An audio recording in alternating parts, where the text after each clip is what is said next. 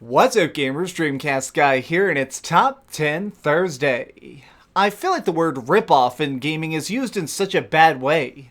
Nobody ever talks about the copycats that actually do some pretty interesting stuff. If you're managing to rip off something that's really good, that can still be a really interesting experience. So today, I want to take a special look at stuff like that. The games that aren't exactly original, but still manage to be really great. These are my picks of the top 10 fun gaming ripoffs. Number 10. Dante's Inferno. If I had to pick a series that has one of the most hardcore fan bases ever, it'd easily be God of War. These games sell like crazy, which makes sense why eventually another studio would try and sneak in there and try and copy their magic. Dante's Inferno has a very similar look and feel to Kratos' adventures, and in fact, they even straight up stole a few of his puzzles. But despite that, there's still something really fresh about this. Now, I'm not someone who's really that giant into games that are like this, but for some reason, this one really sucked me in. Something about digging deeper into the pits of hell and seeing these increasingly more messed up demons was awesome. I ended up loving this game so much I bought it on every single system I could, including the PSP, just so I could enjoy it on the go. Number 9. Simpsons Road Rage. It's very rare for developers to sue each other over a game. The whole process is expensive and doesn't really end well for anybody. An exception to that rule, though, is this game. Simpsons Road Rage is obviously a ripoff of Crazy Taxi. You drive around Springfield picking up passengers, running them to their destination, and trying to earn a good tip along the journey. The gameplay is so easy, but still somehow manages to get you addicted. Unfortunately, while many of us really like this strange Simpsons spin-off, it landed them in court with a hefty lawsuit because of some extremely angry people. That essentially guarantees that even though this game is super fun, we won't ever see anything like it ever again. Well, unless of course we eventually get another Crazy Taxi. Number 8. Crusader of Centy. In the early Nintendo days, there was some seriously groundbreaking experiences coming out back to back. We had Mario, Donkey Kong, Kirby, and of course Zelda. Link's quest to save Hyrule was very popular from the moment it came out, leading to some hungry artists looking to make their own version of it. Crusader of Centy is a rather obscure hidden gem that came out in 1994 for the Genesis. Our tiny hero is basically a slightly more anime version of Link. The animations and general vibe is definitely retro awesome Zelda, but it's unique in how you explore. Instead of having spells or items in the normal sense, we get animals. Each new furry friend we unlock manages to give us a new skill, like throwing your sword like a boomerang or freezing water. At its heart, this is definitely Zelda, but with enough new ideas that it's certainly worth checking out. Number 7. Battletoads. There was this weird obsession in the 80s with the term radical. Everybody wanted to be cool, wear sunglasses, and look like a ridiculous geek at the same time. The Teenage Mutant Ninja Turtles were the perfect embodiment of this philosophy, which is why I think that everybody from kids to adults really got into them. As we've learned by now, if something's the hot thing, people are going to attempt to copy it. Now before you get mad that I'm saying that Battletoads mimics Ninja Turtles, the creators themselves admit this. I don't really consider this a negative in the slightest. I would actually think that there's something that's very fascinating about taking such an established idea in a new direction. In my opinion, this game is the first truly great beat 'em up. Getting to team up with a buddy and punch your way through levels is so ridiculously silly, and on top of that, the characters, strange graphics, and the art that just established this game, it makes it where it actually aged wonderfully. You can still pick this up even now, and it's just as good as it was back in the day. Number 6. Sonic Shuffle. If you owned a GameCube or a Nintendo 64 in the past, there's a strong chance you also had a copy of Mario Party sitting on your shelf. This competitive board game combines the best elements of Mario with wacky challenges, leading to some very hilarious memories. It appears at one point that somebody came up with the idea that this formula could possibly work with the Blue Hedgehog as well. Thus, we got Sonic Shuffle on the Dreamcast. The main mechanics are quite similar to Mario Party, consisting of competitors traveling across a map and trying to get the most collectibles to win.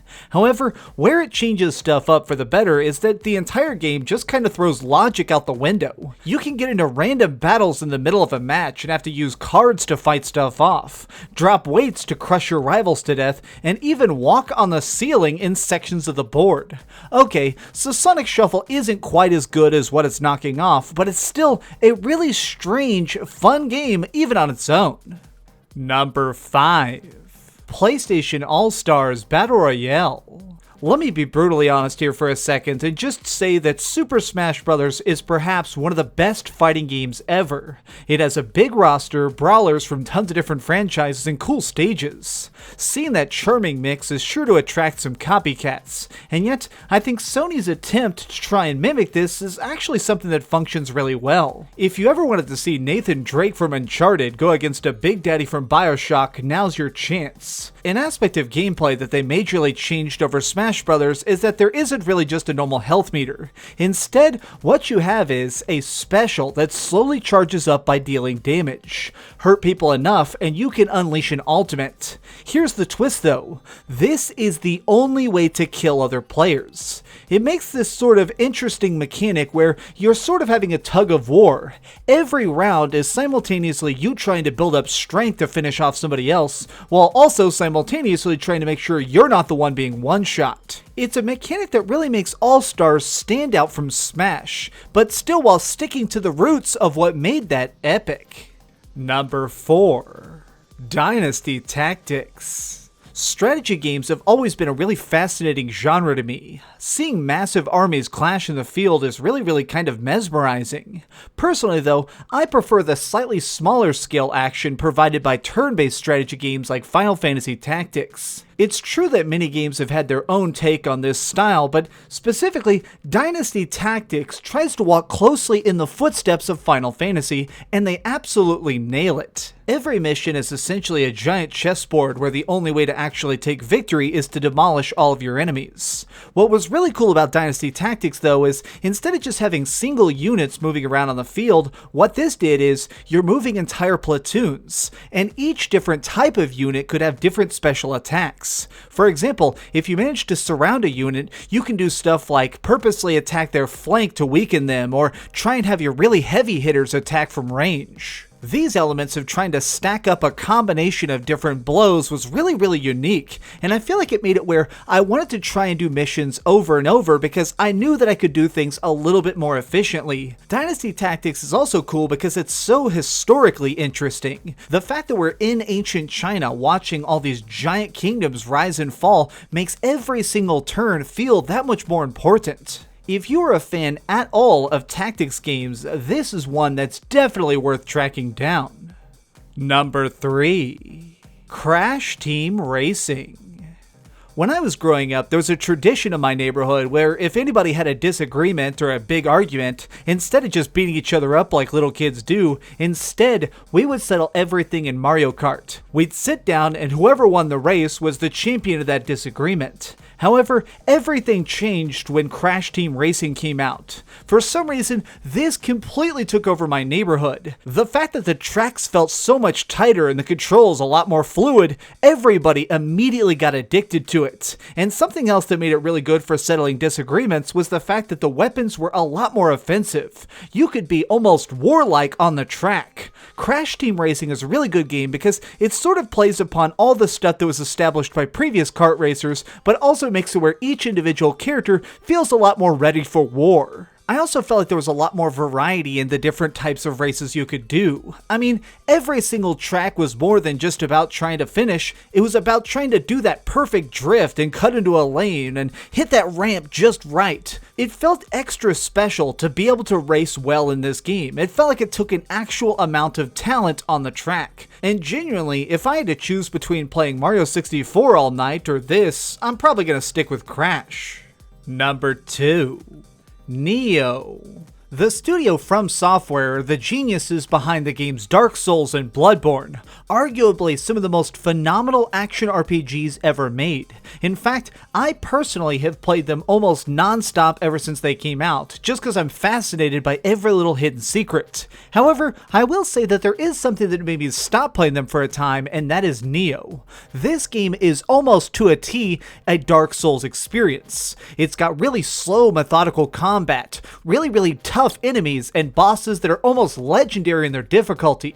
However, Nioh does something that I really liked, which is it focuses more on the swordplay itself. This is really cool because what they did basically is made it where there's different stances. High stance for if you want to be really offensive and do more damage, mid stance for if you want a more even, balanced approach, and low stance for when you want to be extra defensive and be able to roll away. And this is really fascinating because it makes it where every single encounter is a lot more delicate. If you want to freaking win, you better be ready to have an instant reaction time and switch to the proper stance for what each situation requires. I love that. The fact that there are 3 different ways to fight with every single weapon in this game was incredible, but on top of that, I really thought that this ancient setting was really mind-blowing. Seeing such a deep look of Japanese mythology was riveting, and seeing it all brought to life was so good. Now, Nioh may not be quite as amazing as Dark Souls 3, which I consider a perfect game, but this comes really close. I feel like Nioh manages to establish itself not by trying to be daringly different, but instead building upon what already works, the foundation of Souls with an all-new network on top of it. I do want to warn you though that this project is probably a little bit harder than Dark Souls, so I'm basically just saying if you want to take this on, be ready to die and die a lot. Number 1. Fortnite Battle Royale. In 2017, the most popular game on the planet was PlayerUnknown Battlegrounds. This game was incredibly well made and drew in a giant audience because of its just random nature. Basically, the premise was this: 100 players would get in a plane that was flying over a deserted island. Everybody parachutes out unarmed only to land on the ground and start searching all these empty houses for guns and ammo. Once you have some gear, you have to equip it as fast as possible and start hunting down all the other people on the island. The last one person standing is the winner. It's not difficult to see why this game was so appealing and why so many people picked it up. However, it was a little bit daunting to newcomers, mostly because the guns were so realistic. There were so many different attachments and stuff you had to equip, from different pieces of armor to helmets to bulletproof vests to literally the type of shoes. So when Fortnite Battle Royale came around, it basically copied this formula exactly, except for one small difference. It decided to heavily simplify stuff. All that matters is the guns you find, getting as much ammo as you can, and shield potions. That's pretty much it. It's the exact same game, and there's one extra little twist, which is that you can build. In Fortnite, the main original idea behind the game was that you'd be fighting off zombies, and a big part of that was throwing up all sorts of barriers, being able to, on the fly, construct an entire base. Now, in this Battle Royale mode, it's become such a defensive measure. People will really smartly start throwing up walls the second people start shooting sniper bullets at them, or make it where they'll box in an enemy who's inside of a building to make it where they can't escape and then start throwing grenades. Fortnite Battle Royale is so incredibly addictive because there's just so many layers to the combat. At any time, I cannot even imagine how a fight's going to end. I've already clocked over 150 hours in Fortnite Battle Royale, and I still find myself playing it almost all the time because I just have no idea if I'm going to win the next match or lose horribly right at the start. Whether I'm playing alone or playing with friends, this is one ripoff that I think almost surpasses what it's based on. And for that reason, I'm awarding it as my pick as the funnest video game copycat. Did your favorite game not make the list? Got an idea for a future top 10? Leave it in the comments down below. If you enjoyed this video, please give it a thumbs up, share with your friends, and subscribe if you haven't already. But do me the biggest favor of all and keep dreaming. When this video goes up, I'm actually going to be on a flight to a convention out of state, so if I randomly die in this plane crash, I just want you all to know that I love you a bunch. This has been a really fun time, but hopefully it won't. I'm assuming my plane won't crash. Man, that would suck if it did. But you know what? If this is my last video, I'm happy with it. Oh, hey, I was just playing a little bit of Grand Theft Auto on my Darth Vader PSP. Are you curious what I'm going to come out with next? Well, if you click this button, you'll be subscribed to be the first to know. Also, if you click over here and here, you can see my latest review and my latest top 10. I promise, it was super good. Or it was really bad and I'm sure you can just make fun of me in the comments. Either way, it'll be a lot of fun. Thanks so much for watching.